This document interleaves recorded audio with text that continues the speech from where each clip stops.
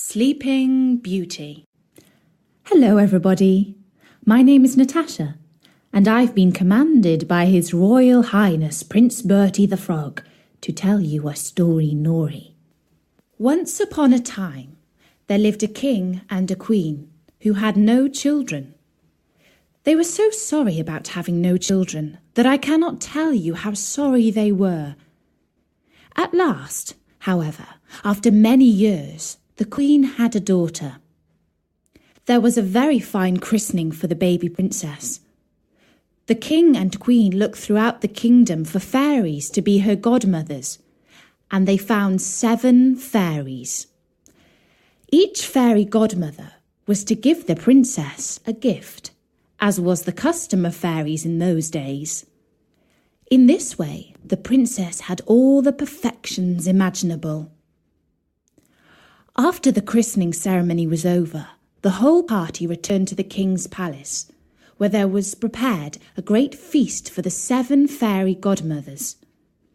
There was placed before each one of them a magnificent case of gold, in which were a spoon, knife and fork, all of pure gold, set with diamonds and rubies. But as everyone was sitting down at the table, they saw a very old fairy whom they had not invited, because she had not left the tower where she had lived for over 50 years, and she was believed to be either dead or under an evil spell. The king could not give her a case of gold as the others had, because they had only made 7 for the 7 fairies. The old fairy felt insulted and muttered some threats between her teeth. One of the young fairies who sat by her overheard how she grumbled, and guessing that she might give the little princess an unlucky gift, went, as soon as they rose from the table, and hid behind the curtains. In the meanwhile, all the fairies began to give their gifts to the princess. The youngest wished that she should be the most beautiful person in the world. The next, that she should have the intelligence of an angel. The third, that she should have a wonderful grace in everything she did. And the fourth, that she should dance perfectly well. And the fifth, that she should sing like a nightingale. And the 6th, that she should play all kinds of music to the utmost perfection. The old fairy's turn came next, and shaking her head with more spite than anger, she wished that one day the princess would have her hand pricked by a needle on a spinning wheel, and that she would die of the wound. This terrible gift made the whole company tremble, and everybody began to cry. At this very instant, the young fairy came out from behind the curtains and spoke these words aloud. "Assure yourselves, O King and Queen, that your daughter shall not die of this disaster. It is true, I have no power to undo entirely what the elder fairy has done. The princess shall indeed pierce her hand with a needle on a spinning wheel, but instead of dying, she shall only fall into a deep sleep, which shall last 100 years, at the end of which a king's son shall come and awake her." The king, to avoid the misfortune foretold by the old fairy, immediately made a law by which everybody was forbidden, on pain of death, to use a spinning wheel, or to have any spinning wheel in their house. About 15 or 16 years later, on a day when the king and queen were busy in a far corner of the vast palace, the young and beautiful princess amused herself by running up and down the corridors and going up from one apartment to the other. Eventually, she came into a little room at the top of the tower, where a good old woman alone was spinning with her wheel. For this good old woman had never heard of the king's law against spinning wheels. The princess said, "What are you doing there, good old woman?" "I am spinning sheep's wool into the thread so that I can knit it into a cardigan." "Ah," said the princess, "that's very clever. I've never seen that done before. How do you do it? Give it to me so that I may see if I can do the same." Now, whether it was because she was in too much of a hurry, or whether it was because she was clumsy, or whether it was because the old fairy had wished it so, I cannot say. But no sooner than the princess took the spinning wheel than she pricked her hand on the needle and she fell down into a faint. The good old woman, not knowing what to do, cried out for help. People came rushing from all over the palace, and they came in great numbers. When they saw the princess lying in a deep, deep sleep on the floor, they threw cold water on her face. They loosened her clothes. They struck her on the palms of her hands, and they rubbed her temples with smelling salts, but nothing they could do would wake the princess. And now the king, who heard the great commotion from the far end of the palace, remembered the terrible warning of the fairies, and guessing what had happened, came rushing to the tower. There he saw the princess lying in a deep, deep sleep, and he ordered her to be carried into the finest apartment in his palace, and to be laid upon a bed all embroidered with gold and silver. If you had seen her, you might have taken her for a little angel. She was so very beautiful, for her swooning away had not paled her complexion. Her cheeks were like roses. Her lips were like sea coral. Indeed, her eyes were shut, but she was heard to breathe softly, which persuaded everyone that she was not dead. The king commanded that they should not disturb her, but let her sleep quietly till her hour of awaking was come.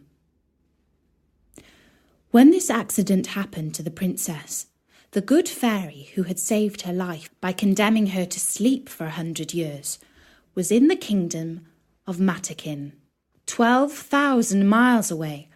But she quickly heard the terrible news from a little dwarf who had 100-mile boots with which he could tread over 100 miles of ground in a single step. The fairy came immediately, and she arrived at the palace about an hour later, in a fiery chariot drawn by dragons. The king took her hand as she stepped out of her chariot, and they both went to look at the sleeping princess. As the fairy was very good at thinking and planning ahead, she realized that in 100 years' time, when the princess would wake up, she might not know what to do with herself, being all alone in this old palace. And so this is what she did. She touched with her wand everything in the palace: nannies, maids of honour, ladies of the bedchamber, gentlemen, officers, stewards, cooks, undercooks, cleaners, guards, pages, footmen. She also touched all the horses in the stables and fields, the fierce guard dogs in the outer court, and pretty little Mopsy too, the prince's little puppy, which lay by her on her bed. Immediately, as soon as she touched them, they all fell asleep, so that they might not awake before their princess, and that they might be ready to serve her when she wanted them. Even the great fires in the ovens of the kitchen, that were just then roasting partridges and pheasants, fell asleep too. All this was done in a moment. Fairies do not take long to finish their business. And now the king and the queen, having kissed their dear child without waking her, went out of the palace and made an order that nobody should dare to come near it. This, however, was not necessary, for in a quarter of an hour's time there grew up all round about the palace grounds such a vast number of trees, great and small, bushes and brambles, entwining one another, that neither man nor beast could pass through, so that nothing could be seen but the very tops of the towers of the palace. Nobody doubted but the fairy had demonstrated a very extraordinary sample of her power, and that the princess, while she continued sleeping, might have nothing to fear from any curious people. When 100 years had passed by, the son of a king from another family had gone a-hunting in that part of the country where the palace used to be. He asked, "What are those towers in the middle of that great thick wood?" Everyone answered with the rumours that they had heard. Some said that it was a ruinous old castle haunted by spirits. Others that all the sorcerers and witches of the country used to meet there at midnight when there was a full moon. Most people believed that there was an ogre that lived there, and that he used to take to there all the little children he could catch, so that he could eat them up whenever he pleased, without anybody being able to follow him, as only he had the power to pass through the wood. The prince was all in a quandary, not knowing what to believe, when a very good countryman spoke to him as follows.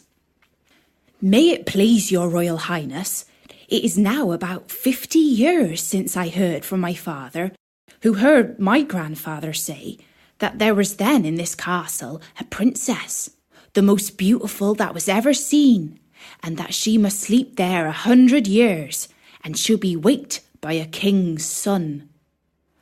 The young prince was all on fire at hearing these words, believing, without thinking these things through, that he could save the princess, and pushed on by love and honour, he swore that moment that he would do just that. As he rode on his horse toward the wood, all the great trees, the bushes and brambles gave way to let him pass through. He walked up to the castle, which he saw at the end of a large avenue, and he went into it. And what rather surprised him was that none of his people could follow him, because the trees closed again as soon as he passed through them. However, he did not stop. A young and amorous prince is always brave. He came into a wide, wide outer court, where everything he saw might have frozen the most fearless person with horror. There was a most frightful silence. The image of death everywhere showed itself, and there was nothing to be seen but stretched out bodies of men and animals, all seeming to be dead. But the prince realised when he saw their red faces and pimpled noses of the guards that they were only asleep, and that their glasses, in which there still remained some drops of wine, showed plainly that they had fallen asleep whilst drunk. He then crossed a court paved with marble, went up the stairs, and came into the corridor, where guards were standing, with their rifles upon their shoulders, snoring as loud as they could. After that, he went through several rooms full of gentlemen and ladies, all asleep, some standing, others sitting. At last he came into a chamber all gilded with gold, where he saw upon a bed the most wonderful sight that had ever met his eyes, a princess who appeared to be about 15 or 16 years of age, and whose bright and rosy beauty was quite angelic. He approached with trembling and admiration, and fell down before her upon his knees and kissed her hand. And now, as the evil fairy's spell was at an end, the princess opened her blue eyes for the first time in 100 years, and looking at him said, "Is it you, my prince? You have waited a long time." The prince, charmed with these words, and much more with the manner in which they were spoken, knew not how to show his joy and gratitude.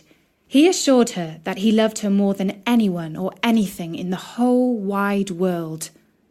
Their conversation did not make much sense. They spoke with little reason, but a great deal of love. He was more lost for words than she, and we need not wonder at it.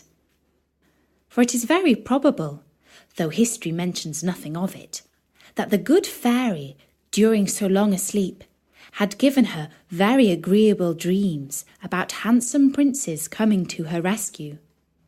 In short, they talked 4 hours together, and yet they said not half what they had to say.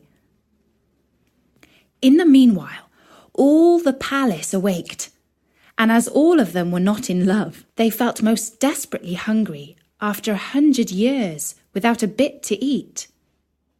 The chief lady of honour grew very impatient and told the princess aloud that supper was served up. The prince helped the princess to rise. She was entirely dressed and very magnificently, but His Royal Highness took care not to tell her that she was dressed in the fashion of 100 years ago, like his great-grandmother.